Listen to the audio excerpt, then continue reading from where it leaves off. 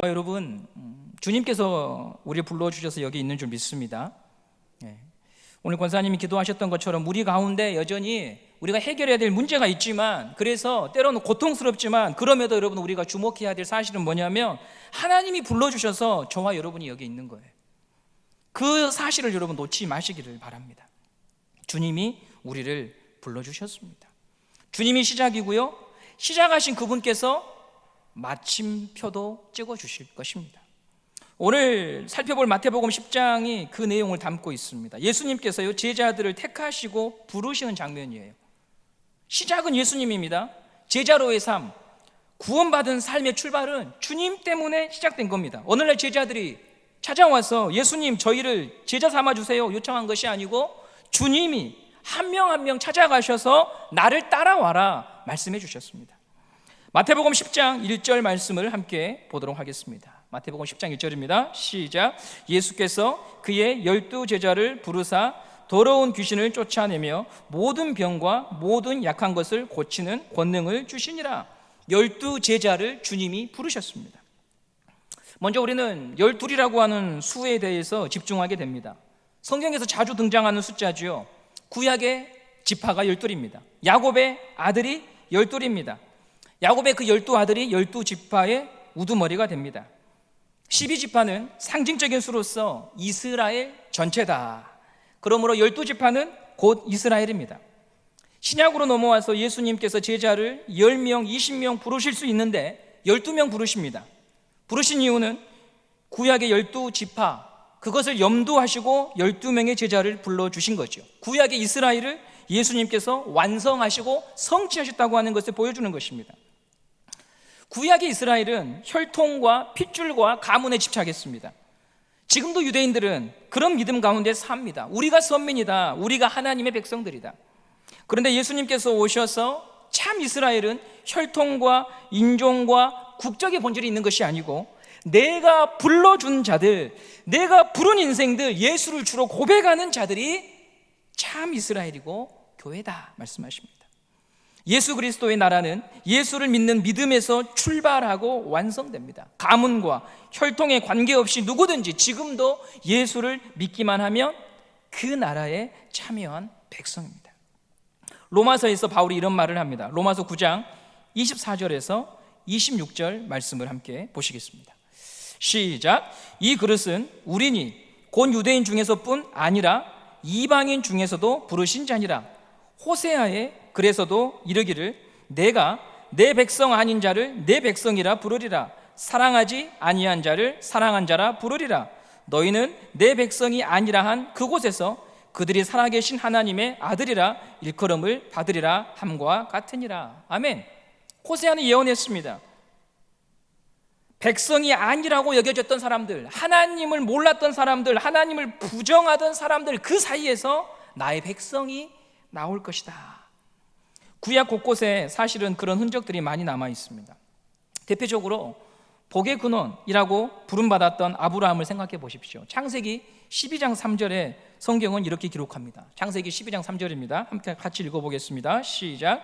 너를 축복하는 자에게는 내가 복을 내리고 너를 저주하는 자에게는 내가 저주하리니 땅의 모든 족속이 너로 말미암아 복을 얻을 것이다. 이스라엘만 복을 받는 게 아니죠. 너를 통하여 땅의 모든 족속이 복을 받을 것이다. 출애굽기 12장을 한번 보시겠는데요. 출애굽기 12장은 바로가 애굽이 심판을 받고 난 후에 이스라엘 백성을 가라고 놓아줍니다. 떠나라고 합니다. 이때 애굽을 탈출하는 이스라엘 백성의 장면이 12장에 기록되어 있습니다. 12장 37절 38절 함께 보겠습니다. 시작. 이스라엘 자손이 라암셋을 떠나서 숫곳에 이르니 유아 외에 보행하는 장정이 60만 가량이요 수많은 잡족과 양과 소와 심이 많은 가축이 그들과 함께 하였으며. 하나님의 이적을 경험하고 구원받은 자들 속에는요 아브라함의 혈통적인 후손들만 있는 것이 아니고 수많은 잡족들이 포함되어 있었어요. 출애굽을 같이 경험했어요. 그러므로 하나님이 꿈꾸신 이스라엘은 혈통이나 가문이 중심이 아니라 하나님의 통치에 순종하고 예수를 주로 고백하는 모두가 다 참 이스라엘입니다. 유대인들이 생각하는 것 이상이었습니다.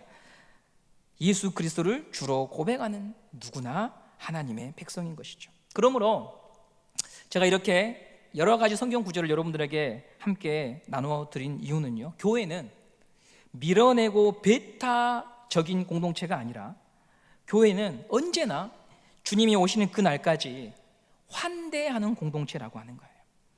사람들을 환영하고 자리를 만들어 주는 거예요. 하나님이 저들을 불러주셨구나. 몇 주 전에 기악팀에 그 첼로 치는 형제 이름이 김도령이었어요. 도령. 이름이 멋져서 기억에 남아요. 그 형제가 느끼는 은성교회 이미지는 어땠을까? 이런 것들을 여러분 우리가 염두에 봐야 돼요. 내가 보기에 우리 교회가 이런 게 아니고 우리 교회의 첫 발을 내딛는 사람들이 보았을 때 우리 교회는 과연 어떤 느낌이었을까? 만일 교회가 환대보다 자기들에게만 집중하게 되면 예수 그리스도의 생명의 맥박이 점점 약해질 수밖에 없죠. 이런 예를 들어볼게요. 청년들이 연애를 합니다. 연애를 하는데 연애를 하면 설레죠. 보기만 해도 설레고 함께 있고 싶고. 그런데 만일 이 두 사람이, 남자와 여자가 구역을 편성하고 조모임을 구성할 때 무조건 둘만 묶어달라고 하는 거예요. 그리고 둘이서만 앉으려고 하고 둘이서만 행동하려고 하고 두 사람만 서로 챙기는 거예요. 그럼 공동체가 어떻게 될까요? 그것을 지켜보면서 둘이 뜨거운 사랑을 하고 있다고 말하지 않고요, 성숙하지 못하구나, 아직 교회가 어떤 곳인지 이해를 못하고 있구나, 영적인 갓난아이구나, 그렇게 말을 하는 것이죠. 아이들은 자기에게만 집중합니다. 내가 배고프면 울고, 화나면 울고, 먹을 것 있으면 자기 손부터 먼저 가는 거예요. 내가 좋아하는 사람하고만 있으려고 하는 거예요. 그게 아이의 본능이에요. 그러나 성숙하면 주변을 봅니다. 상황을 파악하고 자기 역할을 찾아요. 예수님의 사랑이 우리 마음에 부어지면 경계선에 있는 사람들, 적응하지 못하는 성도들이 눈에 들어와요. 이번에 저희 교회가 나눔을 하는 이것을 통해서 순을 하나하나 다시 돌아보게 되잖아요. 그러면 그 순원들 가운데에는 1년, 2년 이상 장기 결석된 성도들도요, 꽤나 많이 있습니다. 그들이 우리 눈에 들어와야 되는 것이죠. 나에게만 집중하던 시선이 나와 잘 어울리는 성도들을 챙겼던 우리의 마음들이 이제 예수의 마음이 부어진 바 되어서 확장되어야 되는 거예요. 그것을 끊임없이 연습하고 배워가는 것이 하나님의 교회라고 하는 것입니다. 구원을 넘어서 성숙으로 가야 돼요. 오늘 이 여전도의 회원들이 오랜만에 교회에서 모임을 가지셨어요. 모임 후에 점심을 준비하셔서 저희 교회 직원들과 함께 식사를 했는데요, 게장, 강원도 두릅, 수박, 삼겹살, 집에서 직접 해오셔서 음식을 챙겨오셔서 모임을 했습니다. 같이 나눠 먹었어요. 내가 만들어서 내 자식만 줄 수 있는 거예요. 귀한 거거든요. 자연산이거든요. 그런데 가져오셔서 함께 나누는 거예요. 거기에 행복이 있고, 거기에 하나님 나라가 있고, 거기에 환대하시는 우리 주님의 사랑이 있는 거예요. 우리는 그런 공동체를요, 꿈꿀 뿐만이 아니라 늘 상상하면서 그것이 현실이 되도록 서로 애써야 돼요. 왜냐하면 우리를 불러주신 예수님이 환대하시는 분이었거든요. 우리의 하나님이 환대하시는 분이에요. 긍휼을 베푸시는 분이에요. 우리가 교회를 이루며 꿈꾸는 것은 나를 불러주신 예수님, 그분이 원하시는 공동체를 만들어가는 거예요. 나를 부르시고 우리를 불러주신 그분이 원하시는 공동체를 이루는 것이 우리의 목표예요. 나를 부르신 분의 목적이 무엇일까? 그분이 기뻐하시는 건 무엇일까? 여기에 우리의 모든 초점이 있어야 하는 것이죠. 그럼 예수님은 어떤 교회를 기뻐하실까요? 마태복음을 통해서, 우리가 지금까지 보았던 마태복음을 통해서 그것을 한번 정리를 해보면요, 8장과 9장에 예수님이 일으키신 기적이요, 10가지 기록되어 있습니다. 10가지요. 학자들은 저희들이 생각하지 않은 것들을 공부한 사람들이잖아요. 왜 8장과 9장에 예수님이 일으키신 기적이 수없이 많을 텐데 10가지만 기록했을까? 이런 질문을 하는 사람들이 학자예요. 그럼 공부를 잘 하시는가 봐요.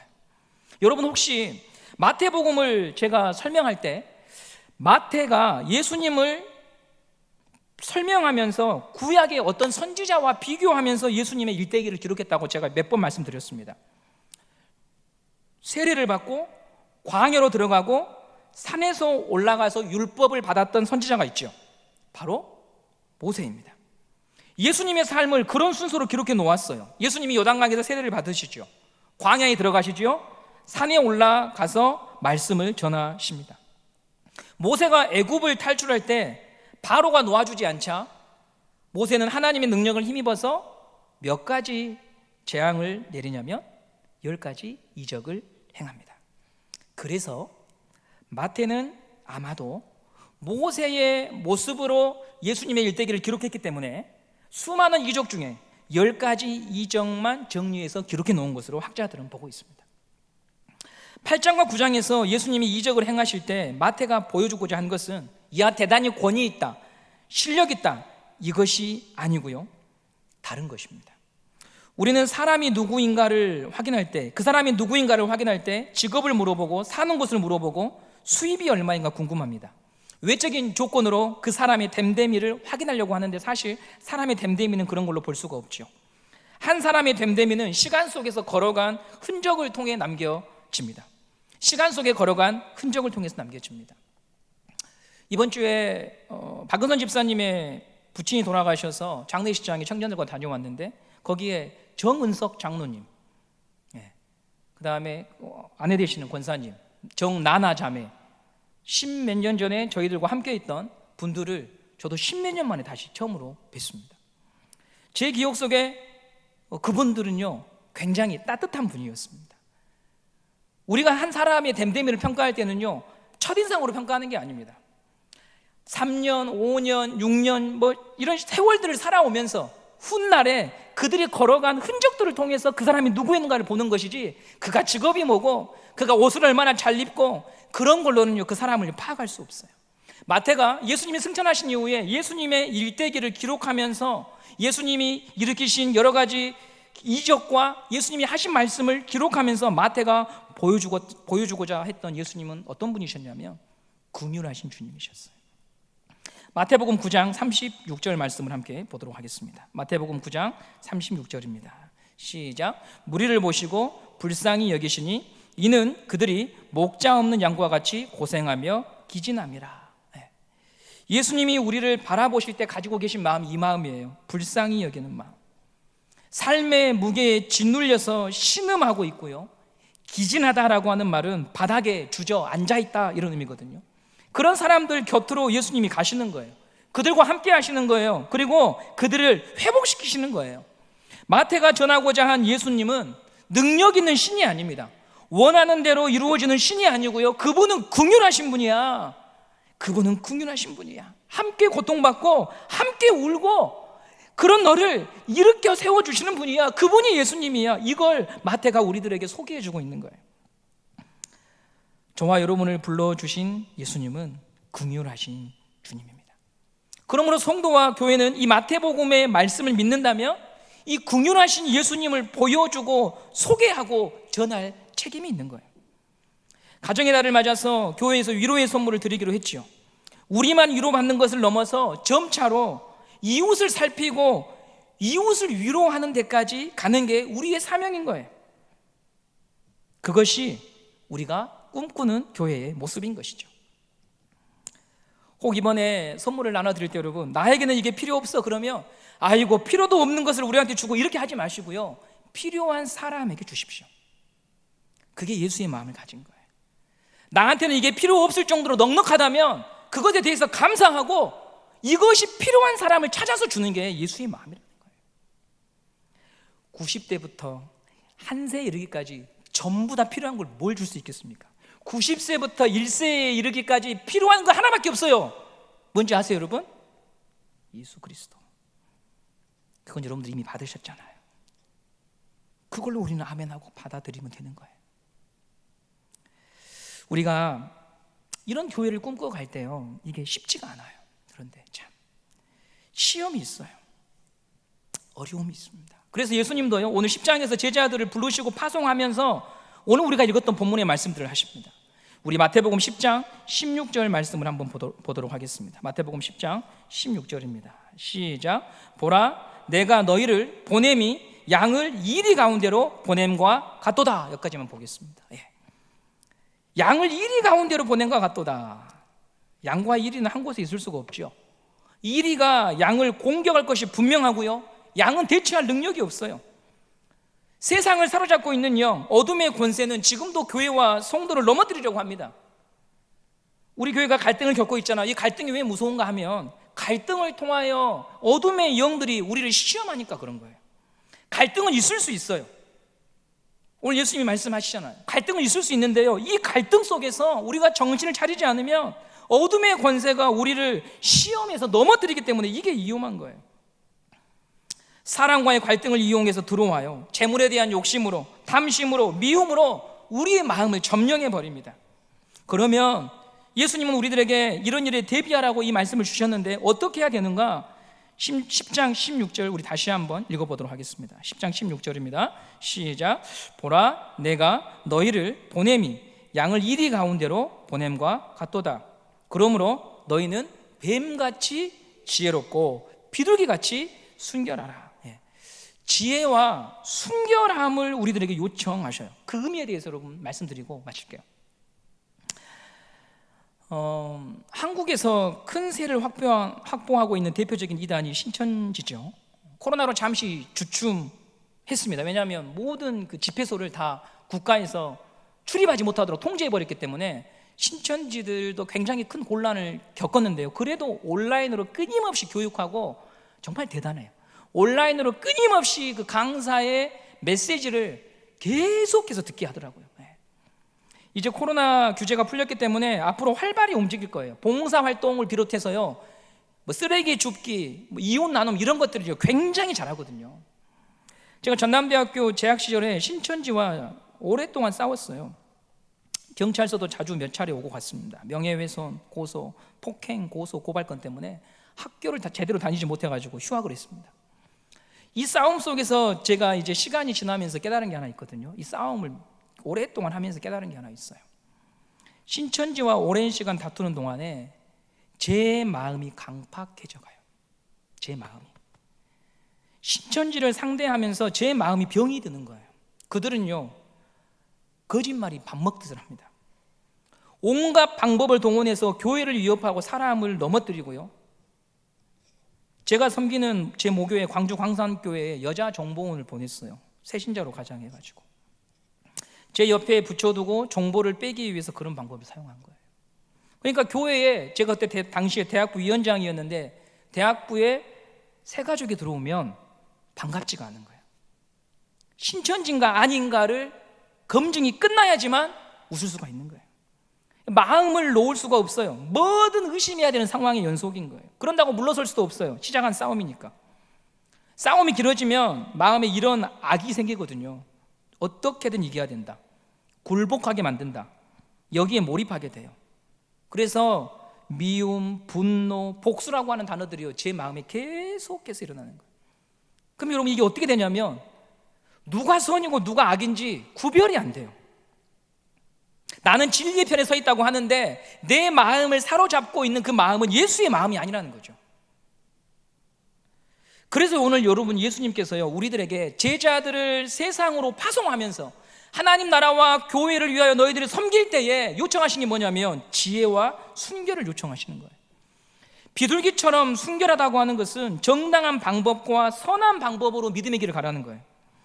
목적을 달성하기 위하여서 수단과 방법을 가리지 않는 자가 되면 실패한 거예요.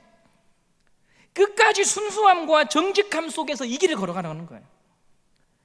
만약 우리에게 비둘기처럼 순결한 마음이 사라지면은요, 지혜로움도 뭐가 되냐면 간교함이 됩니다. 간교함. 성경에서 지혜롭다고 하는 말과 간교롭다고 하는 말은요, 똑같은 단어입니다. 이게 참 여러분 우리가 깊이 생각해 봐야 될 부분이에요. 동일한 단어가 어떤 성경 본문에서는 그 사람은 참 지혜롭다라고 표현을 하고 있고요, 어떤 성경에서는요 간교한 사람이라고 하는 거예요. 왜 이렇게 표현이 될까요? 간교하다라고 하는 단어가 창세기 2장과 3장에 등장하는데 성경에서 뱀을 설명할 때 사용된 표현이죠. 창세기 3장 1절 말씀을 한번 보도록 하겠습니다. 창세기 3장 1절입니다. 시작. 그런데 뱀은 여호와 하나님이 지으신 들짐승 중에 가장 뭐합니까? 간교한 거예요. 이게 지혜롭다고 하는 단어라니까요. 왜 간교할까요? 왜 이렇게 표현했을까요? 지혜롭다고 말하지 않고요.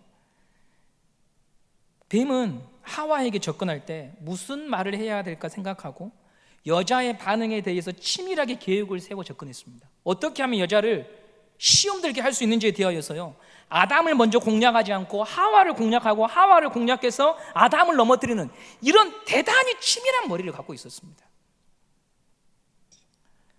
3장 1절 후반부 다시 한번 읽어보겠습니다. 3장 1절 말씀 다시 한번 읽어보겠습니다. 시작. 그런데 뱀은 여호와 하나님이 지으신 들짐승 중에 가장 강교하니라. 뱀이 여자에게 물어 이르되 하나님이 참으로 너희에게 동산 모든 나무의 열매를 먹지 말라 하시더냐. 선악과를 시험하죠. 근데 뭐라고 말합니까? 동산 모든 나무를 먹지 말라 하더냐 이렇게 말하죠. 하나님은 아담에게 뭐라고 말씀하셨습니까? 동산 중앙에 있는 나무를 먹지 마 이렇게 말씀하셨는데 뱀도요 하나님이 말씀한 걸 다 들은 거예요. 그래서 그 말을 비틀어가지고 야 하나님이 아무것도 먹지 말라고 했지, 이런 식으로 지금 비집고 들어와서 여자의 마음을 어렵게 하고 있는 거예요.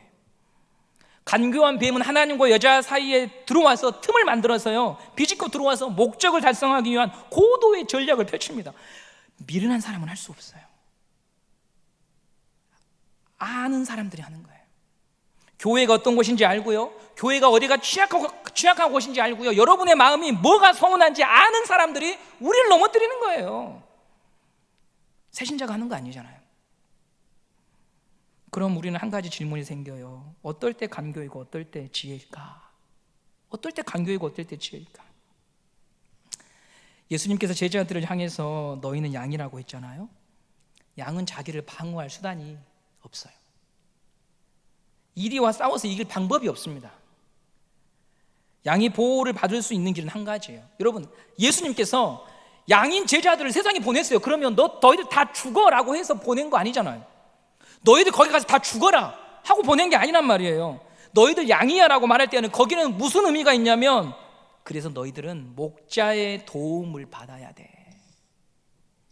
간교와 지혜의 차이는 나의 선택에 예수가 있는가, 나의 선택에 예수를 의지하고 사랑하는 마음이 있는가, 거기에 예수가 있는가, 그것을 통하여 우리가 생각하고 계획하고 하는 모든 일들의 본질이 결정이 되는 거예요.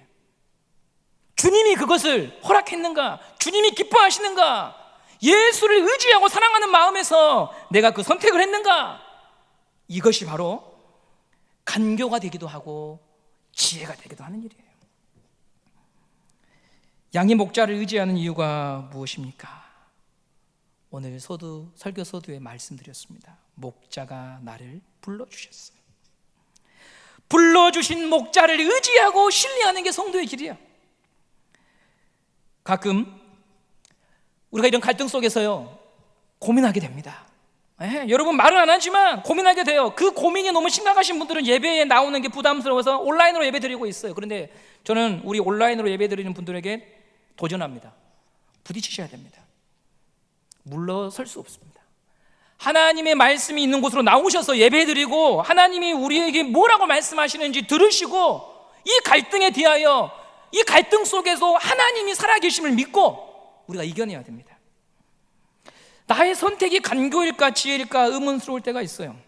나는 비둘기같이 순결하고 뱀처럼 지혜로운 길을 가고 있는가, 아니면 나도 간교한 사람으로 그저 나만을 위한 길을 가고 있는가, 고민이 될 때가 있어요. 근데 여러분, 이 고민은요 반드시 예수의 영에 사로잡힌 사람들은 고민해야 됩니다.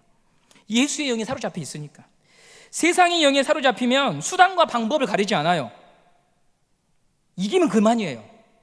예수의 영에 사로잡힌 사람들은 나의 목자 되신 예수의 뜻대로 살고 싶기 때문에 고민합니다. 이게 간교한 길인지 순결한 길인지 지혜로운 길인지에 대해서요 답을 듣고 싶어요. 수년 전에 성희찬 목사님의 아들 성유은이가 네덜란드에서 목사 안수를 받고 한국에 잠깐 들어왔었습니다. 저도 마산에 있고 성 목사님도 마산에 있으니까 유은이를 만날 수 있었어요. 그때 유은이가 저한테 이런 질문을 했어요. 이제 성유은 목사님이시죠. 목사님, 어떻게 해야 좋은 목사가 될 수 있어요? 저도 배우는 입장인데 뭘 알겠어요. 나도 몰라. 근데 한 가지 너에게 그래도 선배로서 해주고 싶은 말은 있어. 질문하지 않으면 변질되더라. 목사가 이래도 되는가? 성도가 이래도 되는가? 이 질문을 멈추면 끝나더라.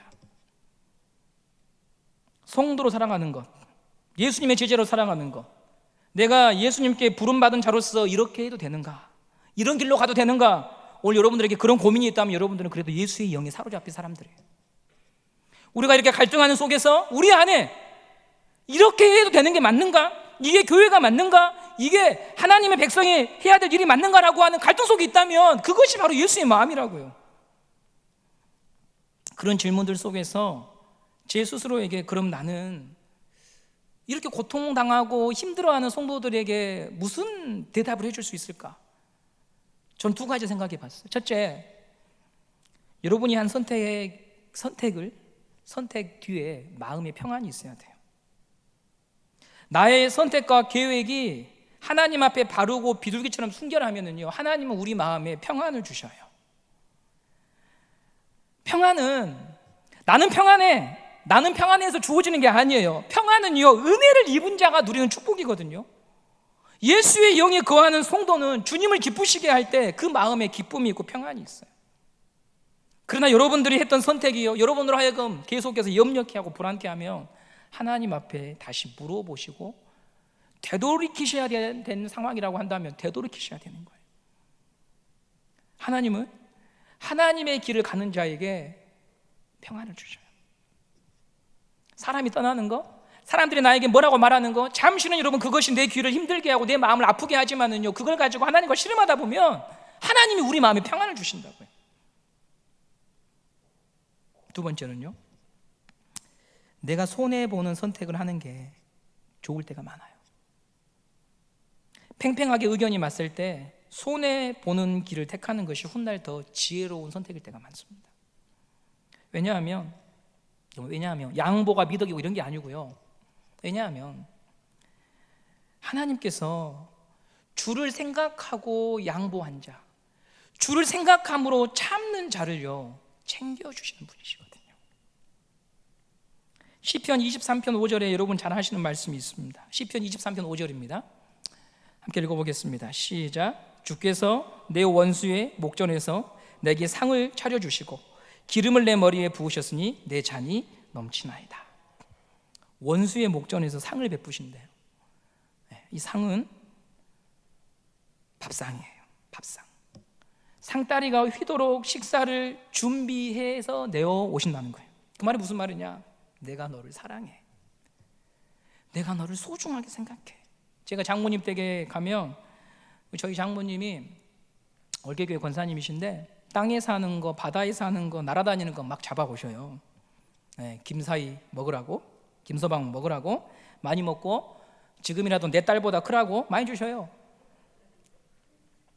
하나님이 우리를 그렇게 대해 주시는 날이 있다는 것을 믿을 때 잠깐 손해 볼 수 있는 거예요.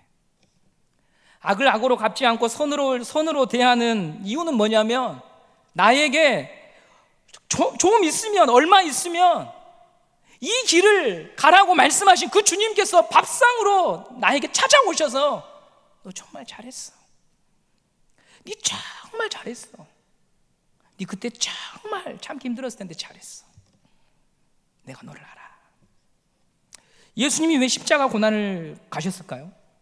에라 모르겠다, 이렇게 죽으나 저렇게 죽으나 그냥 가지, 이거 아니에요. 히브리서 12장 2절에 이렇게 말을 합니다. 히브리서 12장 2절입니다. 시작. 믿음의 주여 또 온전하게 하시는 이인 예수를 바라보자.